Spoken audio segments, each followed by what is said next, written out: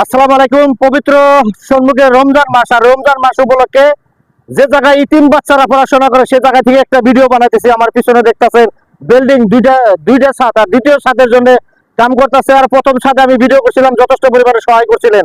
এবার আমি রমজান মাসের প্রথমে একটা ভিডিও দিলাম। বিশ্বের প্রত্যেকজন মুসলমান মানুষ জাকাত দিতে পারবেন, স্ক্রিনে থাকবো, ফোন পে নাম্বার থাকবো। দয়া করে এই পবিত্র জায়গায় ইতিম বাচ্চারা পড়াশোনা করবো, যে যা পারেন দিয়ে দিবেন। আর যদি কেউ টাকা দিতে পারেন না, কেউ দয়া করে ভিডিওটা টান দেবেন, শেয়ার করে দেবেন।